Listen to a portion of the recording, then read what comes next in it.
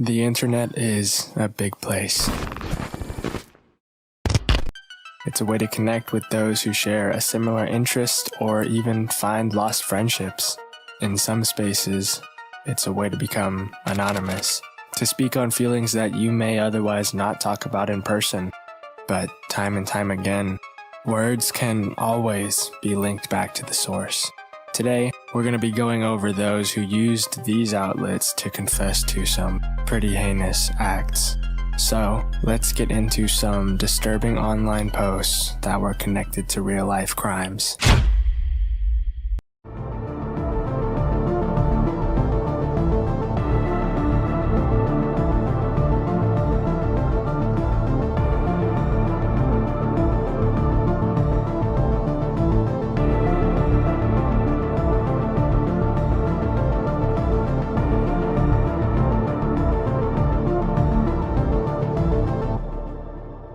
When 22-year-old Melinda Vasilier was found dead in her Kitchener, Ontario apartment, police immediately had a suspect in mind. Melinda's ex-boyfriend, 24-year-old Agar Hassan, was put at the top of the list. This is when one Reddit user claiming to be the murder suspect might have blown the case wide open. User RedAsBlue101 posted to a Canadian news subreddit, with the title being "Wanted for Kitchener Murder, My Side."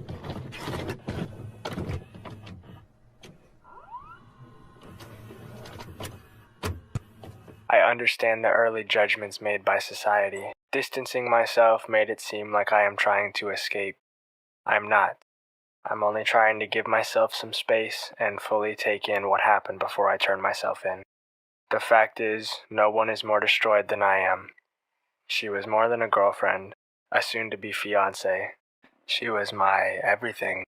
What happened that night was nothing but tragic. Looking back, we've been in a relationship for a year and 3 months. This was the first serious long-term relationship for both of us. So everything we did was a new experience. We traveled the world, our families met, had fights and made up, talked seriously about marriage and kids. The whole deal. I would never physically hurt her in any way. She would occasionally hit or slap me when I said something stupid, but I'd laugh it off. She met all my friends and family. Wherever I went, she was there. She would come to my house from Kitchener every week, about an hour, starting Fridays, and would stay for 3 or 4 days. We were incredibly used to each other. The last month of our relationship, I started asking her to give me some space so I can work on my job. She started coming less and less like I asked. During March, her friend Anna had got pregnant. Melinda and Anna then moved in together because Anna has a big family and wanted privacy in case she keeps the baby. I never met any of Melinda's friends at this stage, 1.2 years in. She told me all her friends only use her. That part was incredibly clear to me. They would only contact her if they needed their hair done or had boyfriend problems, including Anna. 1.3 months in April, Melinda and I got into an argument via text and our relationship ended. I went to her apartment that day to try and talk. Every time I tried breaking up with her, she would call my mom or drive down to my house, so this time I figured I'd do the same. Upon arrival, I was confronted by Anna's brother and her boyfriend. A physical altercation took place, and the police were involved. At this stage, I knew if we were to patch things up, it would be rough. We didn't see each other for a few weeks. Later on in April, Melinda and I started texting each other again. We agreed to see each other and talk on April 29th. She was originally supposed to drive down to my house, but felt sick, so I told her I would come and she agreed.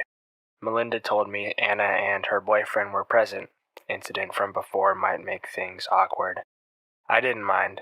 Upon arrival, it was just Melinda. She said Anna went to drop Christina off at the club, Melinda's sister. She invited me to her room right away. We cuddled and talked. We never spent so much time away from each other. We just cuddled, kissed, and talked about everything. A while later, Anna came back with another friend. She asked Melinda if everything was okay, and Melinda said yes. Anna will attest to this if she is honest. We continued to talk. and finally decided it was worth it to try one more time. However, Melinda didn't want anyone to know, especially her family. She said after the police were involved in a physical altercation with Anna's brother and boyfriend, things wouldn't be right if they knew right away. I agreed we would keep it on the down low until things cooled down. We continued to talk. Anna and her other friend left the house to grab food. We both let everything out and our relationship was back on track. As I am getting ready to leave, she asked if I had done anything with any other girls while we were on our break or any time we were on break. I told her we needed to be honest and said yes and told her about it. She started freaking out, wouldn't say a word and just kept slapping me with tears in her eyes. Slaps turned into hits. I told her I was sorry, but if she didn't stop, I'd do something back. She didn't stop. I then stupidly pushed her, harder than I expected. She fell against the sink. This was the first time I ever did something physically violent towards her. I told her I was sorry. She said, "Leave. Leave now." I began saying sorry even more and asked if I could get a hug. She was still crying. I go up to her to try and give her a hug. Almost out of nowhere, she grabs a knife by the sink. Initially, I thought she was just going to hold it to try and tell me to leave. She doesn't. She comes at me in full force, aiming towards my face. I tell her to stop. She doesn't. I tried grabbing the knife, but ended up cutting my hands. After a few cuts, I lost it.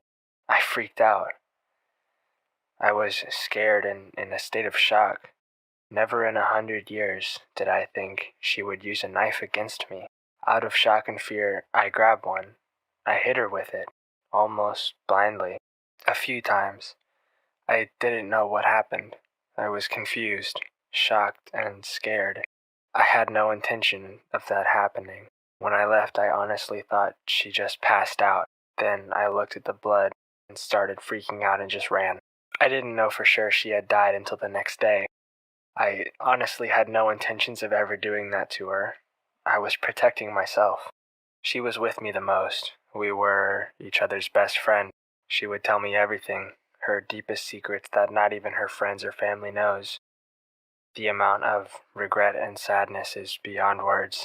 Everyone else is just reading or talking about it. I lived it. I was there. I did it.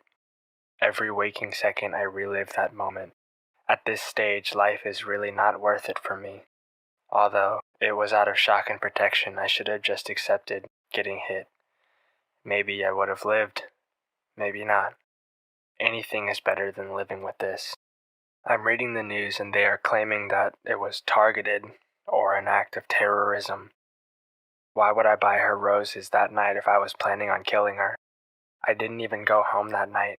I always have a passport in the car and decided to just get away for a few days before turning myself in or killing myself. If any of it was planned, I would have taken my stuff. I would take cash. I'm in the United States with $200, no clean clothes, nothing. I didn't intend on any of it. It was out of fear and protecting myself alongside shock. I'm sorry to everyone, especially Melinda's family. I know it will not be accepted, but I know I didn't mean anything bad to happen that night when I went there. Rest in peace, beautiful. I hope you forgive me in the afterlife. OP then adds an Imager link displaying their last text conversation as well as to prove that he truly was Ager. Ager fled from Canada the same day Melinda's body was found. As the Canadian authorities worked with the US, Hassan actually kept in contact with Canadian investigators through emails that have not been disclosed as far as I can find.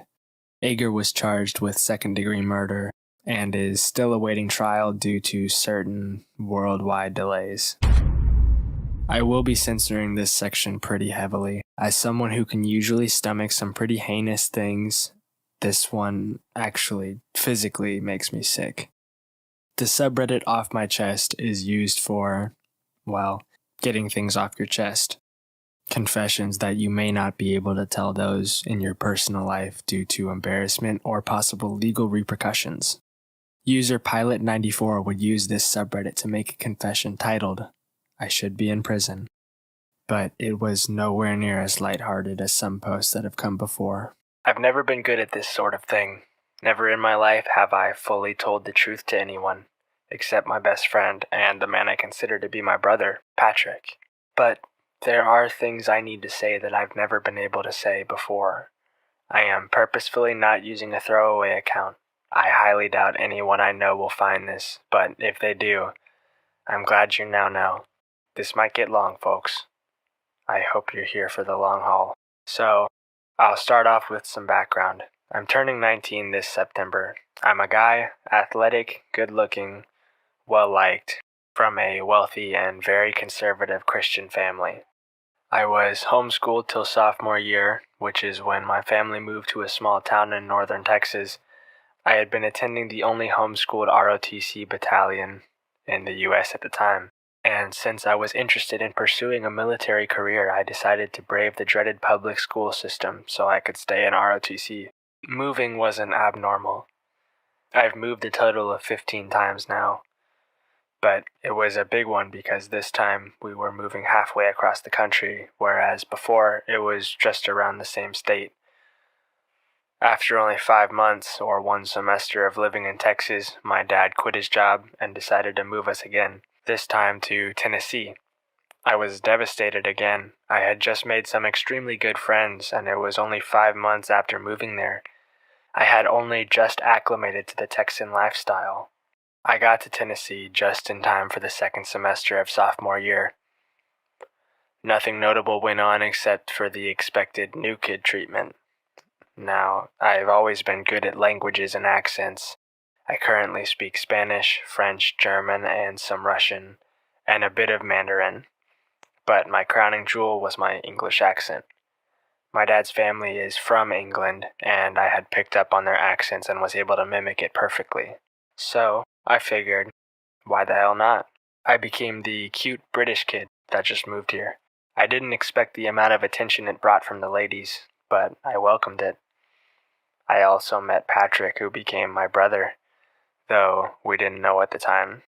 That summer, between 10th and 11th grade, I reconnected with my 5th grade crush. I'm not sure how, but we rekindled whatever feelings were there, and it bloomed into something greater than I expected. However, after 3 short months, she cheated on me with one of my good friends. This was the beginning of August 2011. I spiraled deep into depression. I truly believed I loved her, and I didn't know what to do. In addition, I had just stopped taking my Vyvanse prescription for ADD and ADHD that I had been taking since I was 8. All this combined set in motion a series of events that should have never happened.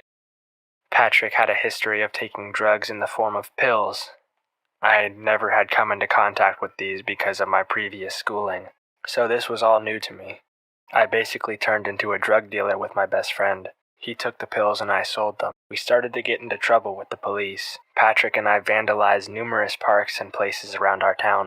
We got caught for that, had probation and fines, etc. That didn't stop the dynamic dumbasses, though. We picked up charges for shoplifting, underage consumption, speeding, drunk driving, etc. But nobody knew. We were such good liars that we were able to keep it all to ourselves.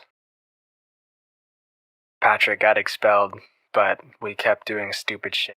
We ran from the cops all the time and partied, got drunk, got high, and raised hell. I kept dealing, and we kept taking them. Somehow we avoided getting charged for that. Though we were close multiple times, but this spring it got bad. I knew some girls from school. I thought they were 15, 16. They ended up being 13, 14. That I met at a party. One night they called us up and said they were drunk and wanted to have fun. We couldn't say no. We drove out and picked all 3 of them up. We parked by the neighborhood pool, got in the back of the truck, and started going at it. Everyone had their clothes off. The girls were making out with each other and having with Patrick and I.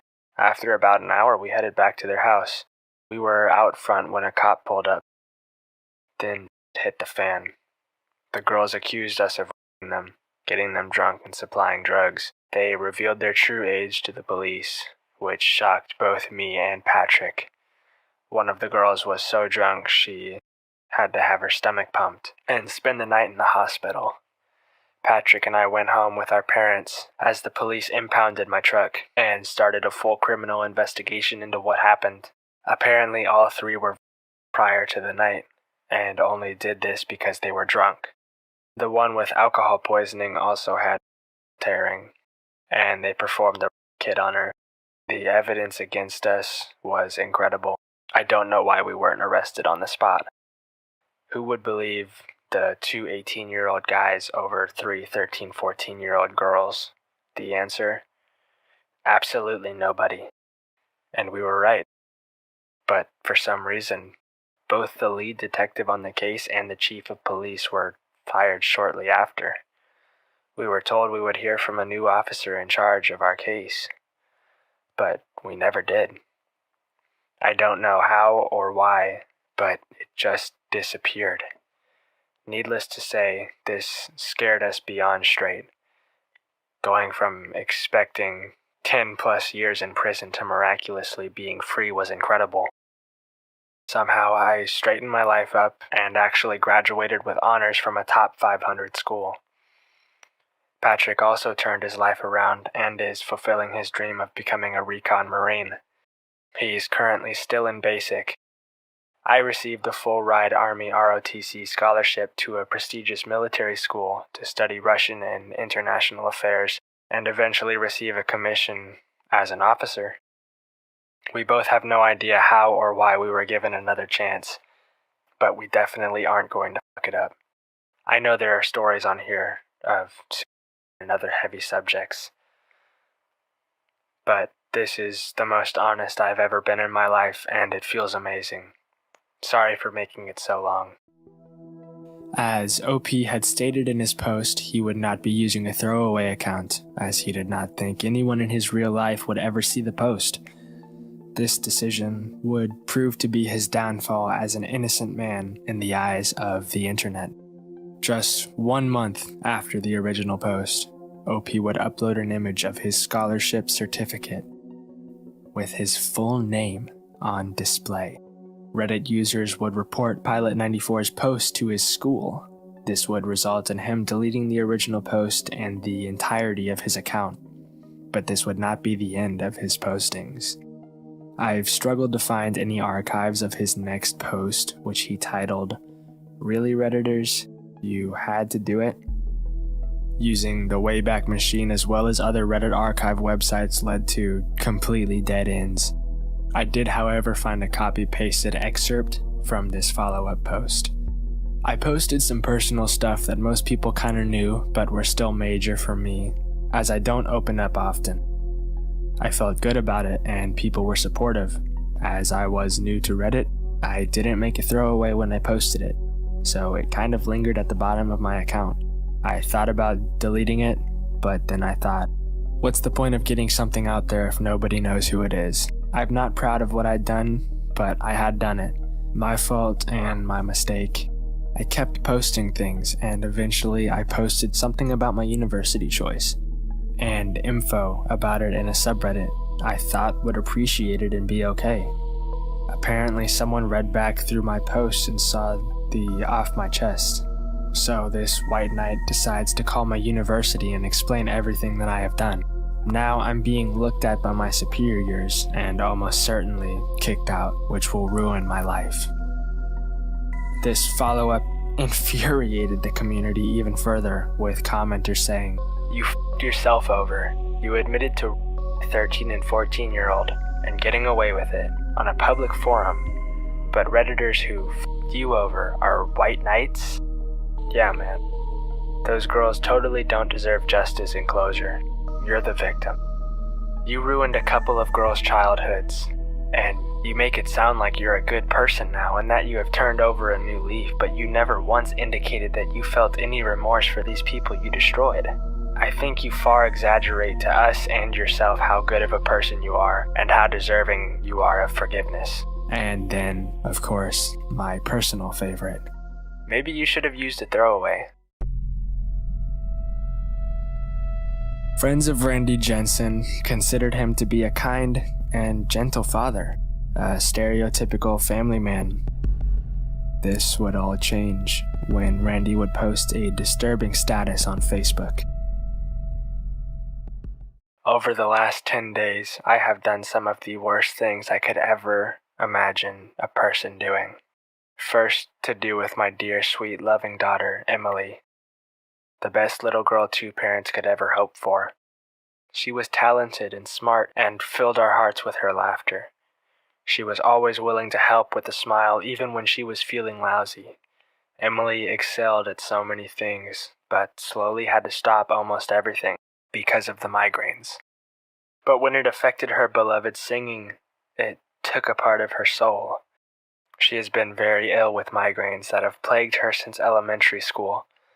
This has caused her to miss 2 years of UBC, which completely broke her heart. I don't think anyone really knew how much pain Emily was in on a daily basis and the severe depression that these migraines caused her. Emily watched her friends from high school move on with their lives, while hers was spent wrenching into a puke tray and hours at the emergency room. Since October and November, her migraines have escalated to excruciating again, and I just could not see my little girl hurt for one more second. She had shown unimaginable strength through a lot of migraine pain over the years and always seemed to try and look on the bright side, and always loved talking about things. When I get better, let's do this and let's do that. I wish, sweetheart. Emily had tried everything to get better, but nothing seemed to help her. I took a gun and hit her in the head, and now she is migraine-free and floating in the clouds on a sunny afternoon, her long, beautiful brown hair flowing in the breeze. Then I shot Laurel, because a mother should never have to hear the news her baby has died. Then, a couple of days later, my sister Shelley, because I did not want her to have to live with this shame I have caused all alone. Now my family is pain-free and in heaven. I have great remorse for my actions, and I feel like the dirt that I am. I am taking full responsibility for my actions of these murders. So sorry to anyone I have hurt. Rest in peace, my little family. Love, Daddy-O. Brian Jones, a friend of Randy, said he originally thought the post was fake or that Randy had been hacked, until he saw that the post was signed with his signature nickname, Daddy-O. Brian quickly made his way to Randy's sister's home, where he found a pile of 3 days' worth of newspapers had stacked up, with no one answering. Brian subsequently called authorities. This led to a standoff at the Jensen house. SWAT teams had shot distraction devices into the home, which exploded and allowed the team to enter the residence. This is when authorities discovered that at some point during the standoff, Randy Jensen had himself. Aaron and Sierra were two teenagers in a pretty close relationship. Sierra's father, Daniel Halseth, was allegedly abusive towards Sierra and her family, though Sierra's family has claimed this statement to be false. Aaron and Sierra had decided to take matters into their own hands and ended up killing Daniel. The two stabbed him 70 times, dismembered his body, and attempted to burn the remains with little success. They then stole Daniel's car and fled to Salt Lake City, Utah, where they would upload this video to TikTok. I don't know what to say. Welcome back to our YouTube channel. After Day murdering, Day 3 after murdering somebody. Wow! Don't put that on the camera. It was worth it. Why Sierra decided to still upload the video after alluding to a potential murder is beyond me. But nonetheless, the video went somewhat viral and actually led to the couple's arrest soon after. Earlier this year, on October 22nd, the teens were sentenced to life with the possibility of parole after 22 years served. Now, just to preface this final story, there have been no charges placed or people identified, and this is still considered a missing persons case. Nonetheless, there is a lot of evidence that points to this commenter as being truthful. A user would post a question on the Ask Reddit forum, To those who accidentally killed someone, what went wrong? This is when one commenter, who has since deleted his profile, would post a story that just didn't sit right. This still haunts me to this day. As kids, we had a hideout in this dirt cliff cove. This is the best approximation I can find on Google, only 3 times taller and probably 10 times as wide.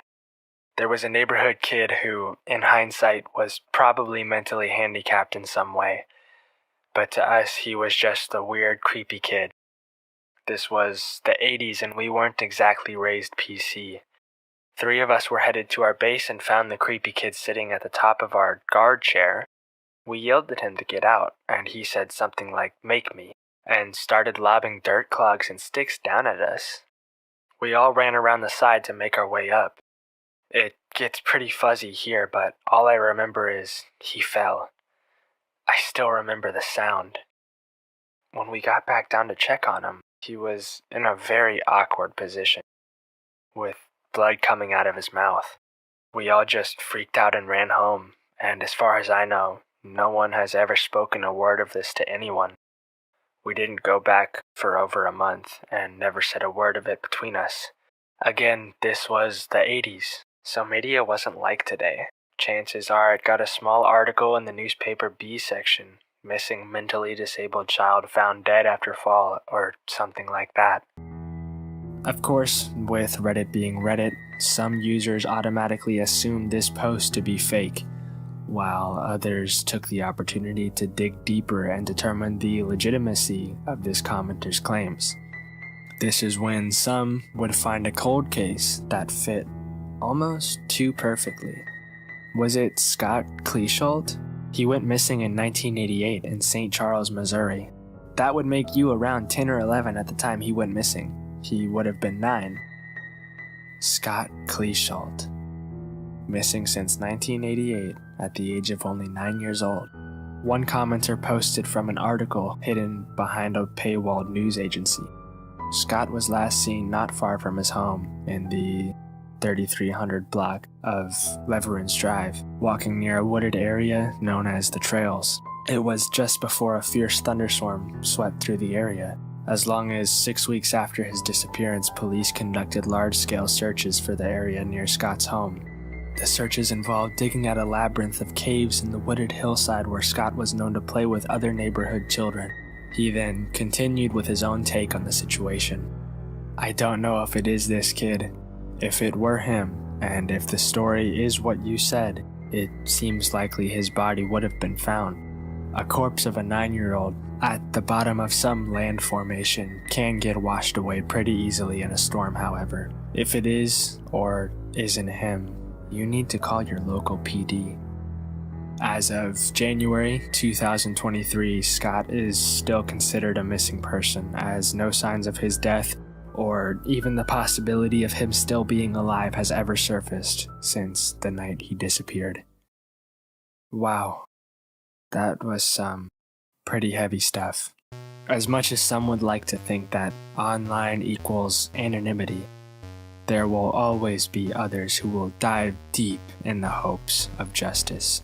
There are many more cases of horrendous online confessions. So, if you enjoyed this video, let me know if you'd want this turned into a series. All in all, don't do anything that would warrant an online confession, I guess. Just be kind to others, and thank you for watching.